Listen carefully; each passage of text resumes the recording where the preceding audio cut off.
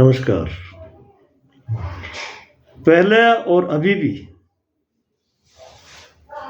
ध्यान के बारे में अनेक चर्चाएं हुई है, अनेक प्रयोग हुए हैं, अनेक अभ्यास हुए हैं। यानी कि जब से आदमी थोड़ा समझने लगा है, थोड़ी भाषा उसके हाथ में आई है, तो उसने भीतर भी झांका है। ध्यान से मतलब अध्यात्म ने तो इसको बहुत ही गहरी पैठ दी है, बहुत गहरा उतरा है। लेकिन भौतिकवाद में भी, जहाँ व्यवहारिक हमारा ढंग चल रहा है, वहाँ भी ध्यान का महत्व है। हम जो भी कार्य करते हैं, पहले भौतिकवाद को लें, तो जो भी कार्य करते हैं उसमें हम यही कहते हैं कि ध्यान से करना। कहीं कोई आता जाता है तो कहते हैं कि ध्यान से रहना, ठीक है ना। तो ध्यान शब्द जो है हमारे जीवन में घुला मिला है, हमारे व्यवहार में, हमारी कार्य पद्धति में, हमारी गतिविधि में ध्यान हर जगह प्रयोग में आ रहा है। ये जो ध्यान है, ये है एकाग्रता का। जैसे कोई चीज सीखनी है अपने को, तो अपन और जगह अपना मन न भटका करके उसी चीज में लगाए रखें, उस एक में ही हम संलग्न रहें, जुड़े रहें, तो हमारी पूरी एनर्जी, पूरी ऊर्जा उस एक के साथ रहती है, जिससे वो चीज जल्दी समझ में आती है, ठीक समझ में आती है और गहरी समझ में आती है, जिसे हम भूल नहीं पाते हैं। फिर एकाग्रता का इतना महत्व है। एकाग्रता से ध्यान करने का मतलब ये, ऐसा करते हुए किसी कार्य को करना या सीखना, उसके लिए हमें इस व्यवहारिक जगत में भी इसका उपयोग करना पड़ता है। मतलब किसी चीज को पूरा ध्यान से करना है, यानी उस पर एकाग्र होना है, पूरा उस चीज के साथ जुड़े रहना है। तो जितना हम चीज के साथ जुड़ेंगे, उसके साथ साथ जो है हमारा मन जुड़ा रहेगा, बाकी की चीजें जो बाधाएं, दूसरे विचार हैं, वो नहीं आएंगे, हमारी एनर्जी बची रहेगी और हम पूरा का पूरा उसमें प्रवेश करेंगे, पूरा का पूरा सीखेंगे उसको, और पूरा अच्छी तरह से सीखेंगे, सही सीखेंगे।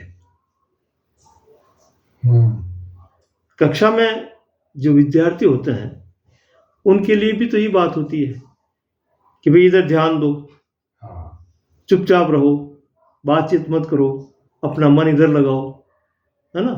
तो इसको मनोयोग भी कहा है, एकाग्र चित्त भी कहा है, बहुत से नाम दिए हैं। तो व्यवहारिक रूप से भी ध्यान का बड़ा भारी महत्व है किसी भी चीज को सीखने के लिए, ठीक है जी। और जितना हम एकाग्रता के अनुपात में सीखते हैं, जितनी जिसकी एकाग्रता रही, जितनी जिसकी एनर्जी उसमें प्रवेश कर गई, उतना ही वो अच्छा सीख पाया और अन्य से आगे बढ़ गया। आगे बढ़ने का कारण भी यही है।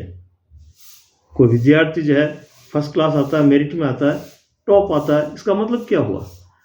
उन सबको शिक्षा तो एक ही क्लास में, एक ही जैसी, एक ही व्यक्ति ने दी, एक ही समय में दी, उसमें कोई भेदभाव नहीं किया। लेकिन जो पकड़ने की जो क्षमता थी, ग्रहण करने की जो क्षमता थी, वो एकाग्रता पर निर्भर थी उन विद्यार्थियों की। उन्होंने जितनी एकाग्रता रखी, जितना मनोयोग रखा, उतना वो पकड़ पाए और उतने वो सीख पाए। तो काम करता है ना ध्यान, ठीक है ना। तो ये तो ही बाहर की चीजों को सीखने के ऊपर लागू किया हुआ ध्यान। अब हम अध्यात्म में चलते हैं, जिन लोगों ने भीतर खोजे की। अब यहां जो खोज है, वैज्ञानिक खोज है, वो भी एकाग्रता का ही लक्षण है। वैज्ञानिक सारी चीजें भूल जाता है, इवन देन खाना पीना, रहना, उठना बैठना, वो उसने क्या पहना हुआ, उसके बाल किधर जा रहे हैं, कुछ भी उसको याद नहीं रहता है। सब चीजों से हट जाता है और एक ही तरफ लगा रहता है, एक ही खोज में।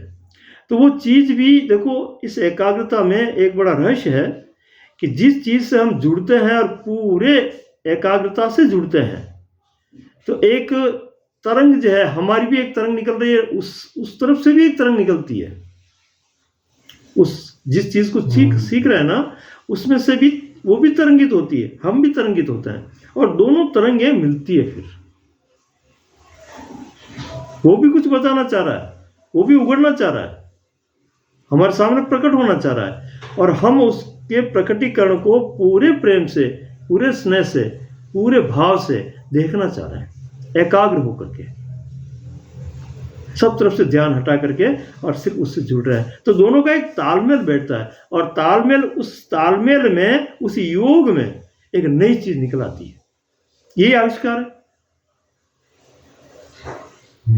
तो इस माइंड को, मस्तिष्क को जितना जितना आप एकाग्रचित करके एक लय में हो जाएंगे, उसमें घुल मिल जाएंगे, तो आगे वाली जो वस्तु है, अनजानी है, वो भी अपने रहस्य अपने आप प्रकट करेगी। ये स्वतः होता है प्रकृति में। ये एक तरीका है, ठीक है जी। और मस्तिष्क यही करता आया है, और इस मस्तिष्क ने ऐसी खोजें करके और दुनिया में बदलाव किए हैं, जिसको आज हम विज्ञान कहते हैं। ये तो हुई बात बाहर की जी, ठीक है। अब अपन भीतर उतरते हैं कि भीतर कैसे प्रक्रिया चल रही है, क्या हो रहा है, मैं क्या हूं, मेरी चेतना क्या है, कहां से आया हूं, ऐसे प्रश्न उठते हैं ना अध्यात्म में। इस पूरी सृष्टि को कौन चला रहा है, कौन सा पावर है, कैसे गतिविधि हो रही है, ये सारी बातें जो है अंदर प्रश्न की तरह खड़ी रहती है। उसके लिए बाहर की चीजों का कोई संबल नहीं। संबल का मतलब उनका माध्यम हम नहीं ले सकते। क्योंकि भीतरी प्रक्रिया को समझना है, तो भीतरी प्रक्रिया को समझने के लिए ये जो गतिविधि भीतर चल रही है, वहां ध्यान देना होगा। जिससे बाहर ध्यान देना अपन, तो बाहर तो कोई ऑब्जेक्ट सब्जेक्ट की तरह चले अपन जी, ठीक है ना। लेकिन अब भीतर में तो कोई ऐसा कोई साधन नहीं है, कोई माध्यम नहीं है जिसके जरिए हम भीतर उतरे। तो वहां सिर्फ एक संवेदना चल रही है, कुछ तरंगे चल रही है। लेकिन एक बात और ध्यान रखना कि बाहर जो सीख गया, एकाग्रचित होकर के बाहर की तरंगों को पकड़ना जो सीख गया, वो भीतर की तरंगों को पकड़ने में भी सक्षम हो जाता है। इसके लिए शुभारंभ बाहर से करना चाहिए। बाहर जो सक्षम है एकाग्रचित में, वो भीतर भी ध्यान में उतर पाएगा, क्योंकि भीतर का मामला और ज्यादा सूक्ष्म है बाहर की बनिस्पत, ठीक है ना। तो भीतर की तरंगों से अवगत हो गया, तरंगों से उसका आमना सामना हो गया, उनको पहचानने लग गया, उनका आभास करने लग गया, वही आदमी भीतर के ध्यान में उतर पाता है। तरंगों को समझना है, जो बाहर जो वेव चल रही है, जो बाहर जो वेव्स उसने पकड़ी ना, उनको चलते चलते धीरे धीरे परिचित हुआ। उन्हीं वेव को, वही वेव चल रही है अब अंदर वस्तु नहीं है, अंदर कोई ऑब्जेक्ट सब्जेक्ट वाली बात नहीं है। तो उसको भीतर में उस तरंगों के साथ होना, जो कि ज्यादा सूक्ष्म है। अब इनके लिए कोई माध्यम तो है नहीं, लेकिन लोगों ने क्या किया वर्तमान में या पहले, लोगों ने या इस मन ने जो बातें चलाई, उसमें उसको बाहर की वस्तु की तरफ एक माध्यम बना करके भीतर पकड़ने की कोशिश की। वहां चूक हो रही है जी। ध्यान की हम गहराई की बात करें तो इसके कारणों का पता लगाते हुए हम बहुत भीतर जा रहे हैं, बहुत अन्वेषण करते हुए हम भीतर गुजर रहे हैं। तो बाहर की जो आदत थी, उसी आदत को लेकर के माध्यम की तरह भीतर भी मन व्यवहार करने लगा, जो कि उचित नहीं है, जो कि ठीक नहीं है।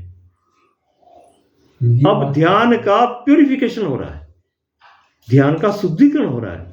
वास्तविक ध्यान क्या है उस पर आ रहे हैं आप क्या बोलना चाह रहे थे? हाँ, मतलब जो मुझे ये समझ में आ रहा है कि बाहर की एकाग्रता और ध्यान में और किसी वस्तु से एकत्व में जो जितना कुशल होगा, तो उतना उसकी भीतर गुजरने की क्षमता भी बढ़ेगी। ठीक बात है। अब जब वो भीतर गुजरने के लिए तैयार होगा, तो उस समय जो बाहर उसने प्रक्रिया अपनाई थी उससे अलग कोई चीज होगी। हाँ, वो सेम चीज वहां करेगा। अब अंदर भी वो ऑब्जेक्ट ढूंढ रहा है। हाँ, अंदर भी कोई माध्यम ढूंढ रहा है, कोई विषय ढूंढ रहा है, क्योंकि बाहर ऐसे ही चला था वो। विषय के साथ चला था, ये बात उसको निकालनी पड़ेगी।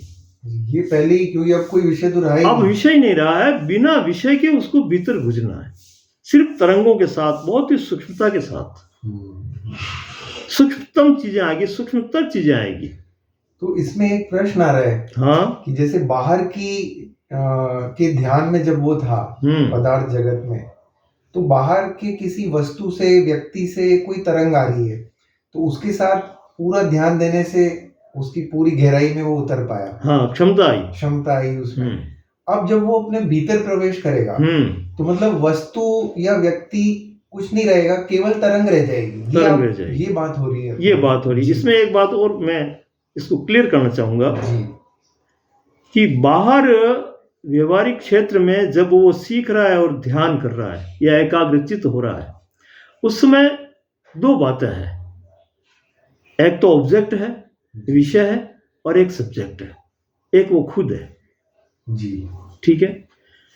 स्वयं किसी अन्य पर खोज कर रहा है, ये तो हुई एक बात। अब वो भीतर उतर रहा है तो स्वयं स्वयं की खोज कर रहा है, अन्य नहीं रहा। ये बड़ा मतलब बड़ा भेद हो गया, बड़ा भेद है जी, बड़ा भेद है ना। तो इसको ध्यान में रखना उसको। हाँ, कि अब अन्य की खोज बंद हो गई, अब स्वयं की खोज कर रहा है, खुद ही खुद की खोज कर रहा है। खुद ही ऑब्जेक्ट है, खुद ही सब्जेक्ट है, दोनों वही है। अपने आप को, भीतर की गतिविधि को, मुझ में कैसा चल रहा है, मैं कैसे हलचल कर रहा हूं, मेरा मन कैसे चल रहा है, मेरी गति कैसे चल रही है, मेरी चेतना क्या है, ये जो भी करवा रही है, बाहर भी जो करवा रही है, कहीं ना कहीं भीतर से कुछ हो रहा है तो मैं कर पा रहा हूं ना। तो ये क्या रहस्य है भीतर का, तो खुद ही खुद पर जो है प्रयोग कर रहा है, खुद ही खुद को जानने के लिए अभ्यास कर रहा है, ठीक है ना जी। तो अब ये उन तरंगों के साथ, उन बहुत ही सूक्ष्मतर जो गतिविधि है उसको देख रहा है। अब दो नहीं है, एक ही एक में घूम रहा है। एक ही एक को, खुद ही खुद को, स्वयं ही स्वयं को देख रहा है, ठीक है जी। उस देखने में जो जानना आएगा वो वस्तु की तरह नहीं आएगा, वो खुद की बात होगी। तो बड़ा गहरा भी है, मुश्किल भी है, ठीक। लेकिन यहां कहां चूक हो रही है वो मैं बताना चाह रहा था। जी जी।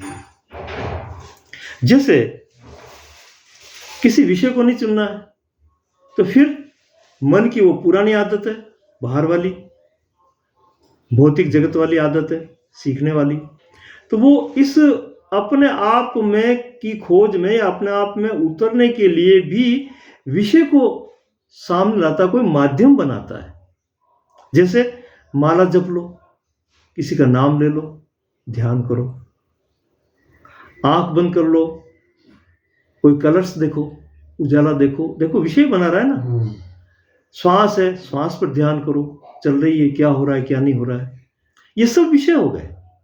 और ये उसी तरह से वापस उसी पैटर्न में आ गया वो, जैसे वो बाहर गति कर रहा था, बाहर की जो वस्तुओं के साथ जो खोजबीन कर रहा था ना, वैसे यहां भी उसने वस्तुएं गढ़ ली, पैदा कर ली, कोई ना कोई एक विषय चुन रहा है, कोई माध्यम बना लिए, विषय बना लिए, और उन विषयों के साथ वो काम कर रहा है। इससे क्या होगा, उन विषयों का तो पता लग जाएगा कुछ हद तक, लेकिन फिर भी खुद तो बाकी रह जाएगा। वास्तविकता कहां से शुरू हो रही है, वास्तविकता कहां छिपी हुई है, वो रहस्य कहां है जो इन माध्यमों के साथ काम करता है, वो तो छिपा रह जाएगा, उसकी जानकारी नहीं होगी, ठीक है।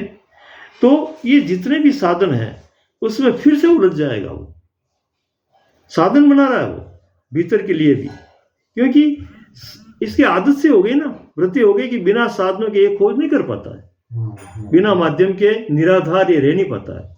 और ये जो बात है सच्चे ध्यान की बात, वो निराधार गति है, बिना किसी माध्यम के, बिना किसी आधार के, बिना किसी ऑब्जेक्ट सब्जेक्ट के, बस जो हो रहा है उसको ज्यों का त्यों देखना है। अब एक और गहरी बात, अभी जो बात आई कि स्वयं ही स्वयं का ध्यान कर रहा है, अब स्वयं को भी अगर ये सामने रखे कि मैं को देखने के लिए ऐसा कर रहा हूं, तो वो भी एक माध्यम बन जाएगा। बहुत गहरी बात कह रहा हूं मैं मेरी खोज कर रहा हूं, तो फिर अंदर दो पैदा तो फिर अंदर द्वेष हो जाएगा कि मैं एक कोई है और उसको देखने वाला, उस पर ध्यान करने वाला, उसको खोजने वाला कोई और है। फिर द्वेष पैदा हो गया। तो यह कर्ता नहीं रहेगा जी, देखने वाला नहीं रहेगा, फिर देखना रह जाएगा। क्या होगा? सिर्फ देखना रह जाएगा। देखना रह जाएगा, देखने वाला वो नहीं होगा। देखने वाला होगा तो फिर द्वैत हो जाएगा, फिर दो हो जाएंगे, वही परिपाटी चलेगी वापस। तो जो गहन रहस्य है वो प्रकट नहीं हो पाएगा। तो ये है ध्यान की पद्धति। अच्छा, अब जब हम माध्यम की बात करते हैं, जैसे कुंडलिनी की बात करते हैं, बहुत से लोग चक्रों की बात करते हैं, है ना, ये तो चल रहा है चारों तरफ, मस्जिद, मंदिर, गुरुद्वारे, गिरजाघर, ये अपने ढंग से जो है किसी को प्रतीक मान करके, मूर्ति को या किसी पूजा की पद्धति को मान करके ये जो कर रहे हैं, सब विषय चुन रहे हैं, फिर अटके हुए हैं, द्वैत में अटके हुए हैं। और हम तो इतना क्लियर कर रहे हैं, इतना गहरा जा रहे हैं कि स्वयं का इस सब द्वैत को हटाने के बाद में खुद को देखने के लिए भी मैं खुद को देख रहा हूं, ये विचार भी न रहे, कर्तापन बिल्कुल न रहे, सिर्फ देखना रह जाए बस। अब यहां एक दृष्टादृष्टि की बात भी आती है अध्यात्म में, ठीक है ना। तो न तो दृश्य रहे न दृष्टा रहे और काम हो। बहुत ही गहरी कीमिया है, बहुत ही गहरा रहस्य है, जहां दृष्टा और दृश्य दोनों न हो और गतिविधि पर नजर हो, फिर तो क्या नहीं किया है। यह सच्चा ध्यान है। पर इसके लिए इस क्रम से गुजरना पड़ेगा, और क्रम से गुजरो कोई बात नहीं, अच्छी बात है, उससे क्षमता बढ़ रही है, लेकिन उस क्रम में ही जकड़े हुए मत रह जाओ, क्रम में बंद करके मत रह जाओ, उसी को सब कुछ न मान लो। अभी यात्रा और दूर है, और गहरा जाना है। तो ये सचेत और सावधानी रखते हुए, इसको ध्यान में रखते हुए हमें बहुत ही सतर्क रहना है और सक्रिय भी रहना है। सतर्क और सक्रियता दोनों बनी रहे और कहीं द्वैत न बन जाए। इस तरह के अगर गतिविधि चली, इसको हम लगातार देखते रहे, तो फिर सच्चे ध्यान की ओर, यथार्थ की ओर हम बढ़ेंगे। फिर सत्य क्या है फिर मालूम पड़ेगा। सत्य अपने आप सामने आएगा, सत्य को प्रकट नहीं करना पड़ता है, सत्य तो है ही, बस सिर्फ उसको देखने का एक ढंग चाहिए। वो ढंग जो है बिना द्वैत के देखना है, कोई माध्यम नहीं बनाना है। ठीक है, धन्यवाद।